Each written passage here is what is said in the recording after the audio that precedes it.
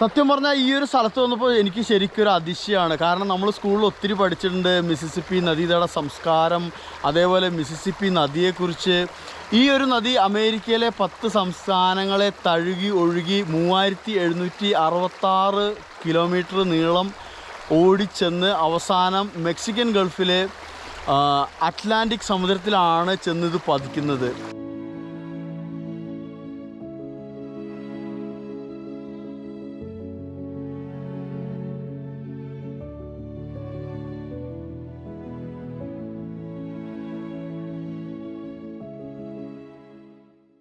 Welcome to Minnesota, the land of 10,000 lakes. അപ്പോൾ നമ്മുടെ എല്ലാ ചങ്ക സുഹൃത്തുക്കൾക്കും വലിയൊരു നമസ്കാരം. അമേരിക്കയിലെ മിന്നസോട്ട എന്ന് പറയുന്ന സംസ്ഥാനത്താണ്. അതായത് ഈ സംസ്ഥാനത്തെക്കുറിച്ച് പറഞ്ഞാൽ തടാകങ്ങളുടെ സംസ്ഥാനം എന്നാണ് അറിയപ്പെടുന്നത്. 10,000 തടാകമാണ് ഇവിടെ. സോ മിന്നസോട്ടയിലെ ഇതാസ്ക എന്ന് പറയുന്ന ഒരു സ്റ്റേറ്റ് പാർക്കിലാണ് നമ്മൾ ഇന്നത്തെ യാത്രയ്ക്കായിട്ട് എത്തിയിരിക്കുന്നത്.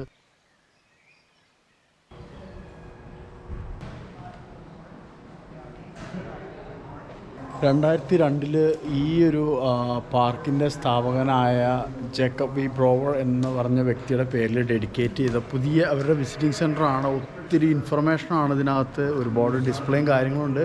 അപ്പോൾ നമുക്ക് പെട്ടെന്ന് കയറി ഒന്ന് അരിച്ചു ഇറക്കിയിട്ട് വരാം.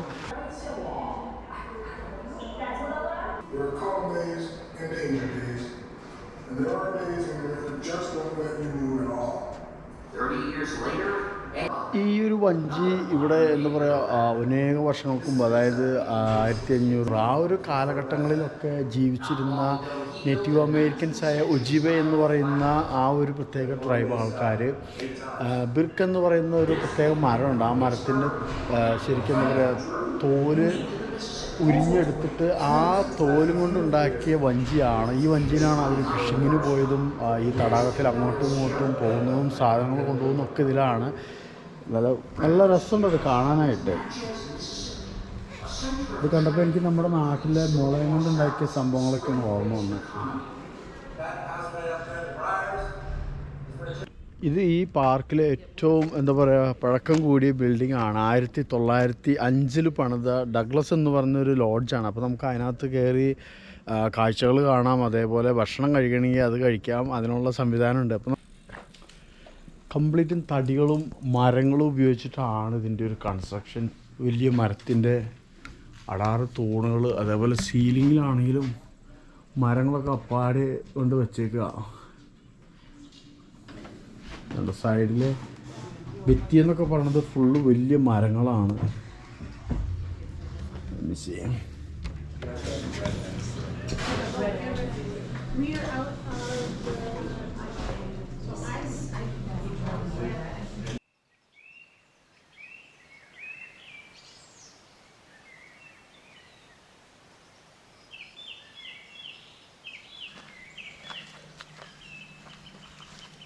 ആ 1700 ആ കാലഘട്ടങ്ങളിൽ തൊട്ട് ഇത് എക്സ്പ്ലോർ ചെയ്തു പലരും വന്നും എന്താ പറയുക ഇവിടെ ഒന്നും മരണപ്പെട്ടിട്ടുണ്ട്.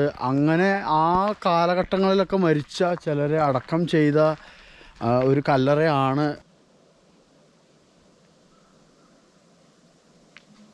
ഈ പാർക്കിനകത്ത് തന്നെ വളരെ ഒരു കൊച്ചു മ്യൂസിയം ഉണ്ട്. ഈ പാർക്കിൻ്റെ കുറേ ചരിത്രങ്ങളെക്കുറിച്ചുള്ള കുറേ ഇൻഫർമേഷനൊക്കെ അടങ്ങി ഡിസ്പ്ലേ ഒക്കെ അടങ്ങിയിട്ടുള്ളൊരു കൊച്ചു മ്യൂസിയമാണ്. അപ്പോൾ നമുക്ക് നൈസായിട്ടൊന്ന് കയറി നോക്കാം. ഇതും പൂർണ്ണമായും എന്താ പറയുക തടിയിൽ നിർമ്മിച്ചിട്ടുള്ള ഒരു ലോഗ് ക്യാബിനാണ് ഈ മ്യൂസിയം എന്ന് പറയുന്നത്.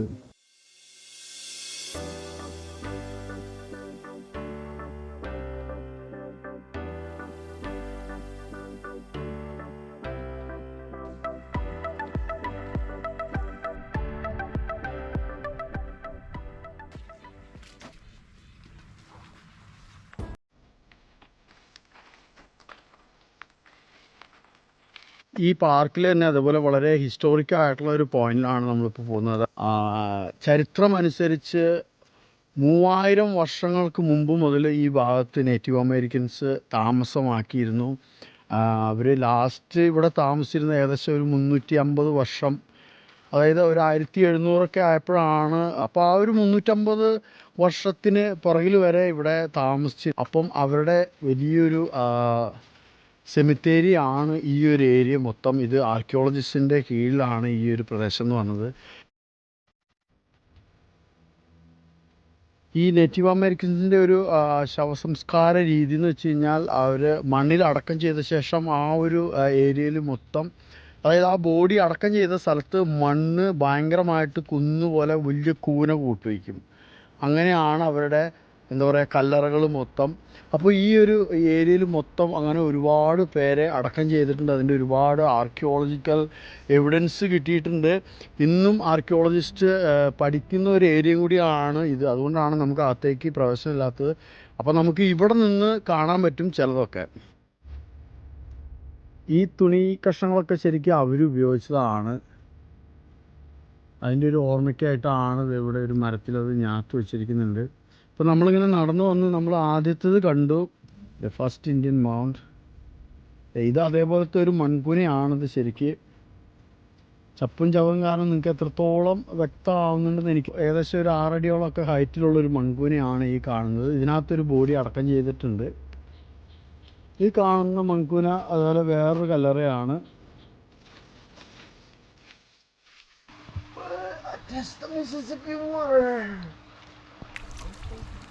അങ്ങനെ ആദ്യമായിട്ട് ജീവിതത്തിൽ മിസിസിപ്പി നദിയിലെ വെള്ളം ഞാൻ എൻ്റെ കൈകൊണ്ട് തൊട്ടു.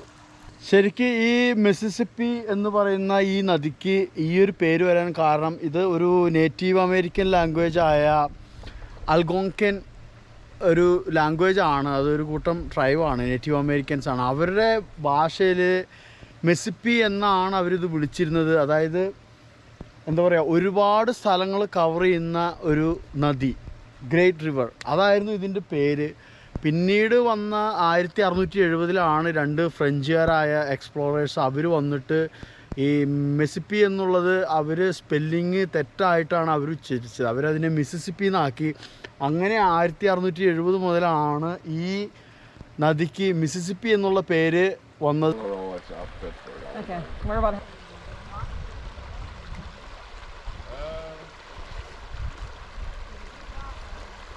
So, where did the name Lake Itasca come from? Well, Mr. Schoolcraft took it from 2 Latin words, veritas and caput, meaning true head. So, veritas, itas, caput, Itasca. So, Lake Itasca.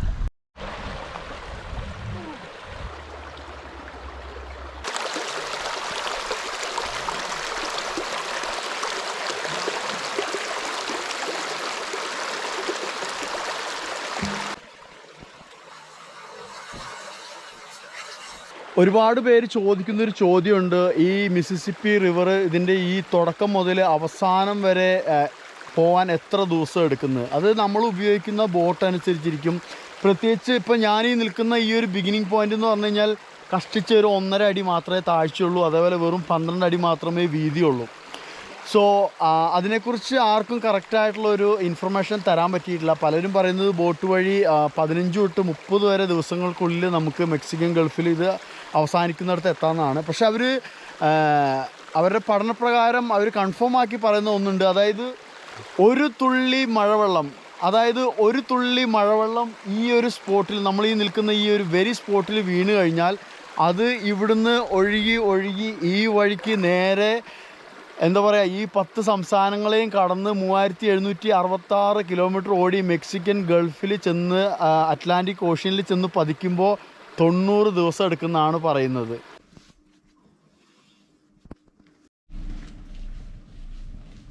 പാർക്കിൽ തന്നെ മനോഹരമായൊരു gift shop ഉണ്ട്. അപ്പോൾ ഒത്തിരി souvenir items ഒക്കെ ഉണ്ടാകും. നമുക്ക് നൈസായിട്ടൊന്ന് കയറി നോക്കാം എന്തെങ്കിലും കിട്ടുമോയെന്ന്.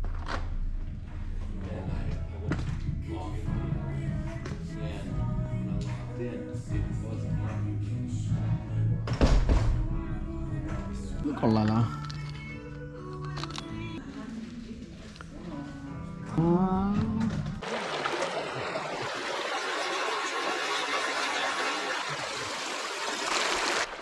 So this was the first time that I've actually crossed the Mississippi River by land. ഒരു രക്ഷയിലായിരുന്നു, വല്ലാത്തൊരു അനുഭവമായിരുന്നു. ഈ മിസിസിപ്പി എന്ന ഈ ഒരു മഹാനദിയുടെ ഈ ഒരു ഉത്ഭവ സ്ഥാനത്ത് വന്ന് എക്സ്പ്ലോർ ചെയ്യാൻ പറ്റിയത്. അപ്പോൾ ഈ വീഡിയോ കണ്ട നിങ്ങൾക്കും ഇഷ്ടമായെന്ന് വിചാരിക്കുന്നു. അപ്പോൾ ഇഷ്ടമായെങ്കിൽ ദയവ് ചെയ്ത് നിങ്ങളുടെ സുഹൃത്തുക്കളിലേക്ക് ഷെയർ ചെയ്ത് കൊടുക്കുക. സോ നമ്മുടെ ഇന്നത്തെ ഈ യാത്ര ഇവിടെ അവസാനിക്കുക. സോ അടുത്ത വീഡിയോയിൽ കാണുന്നവരേക്കും bye from the wanderlust couple. See you next time.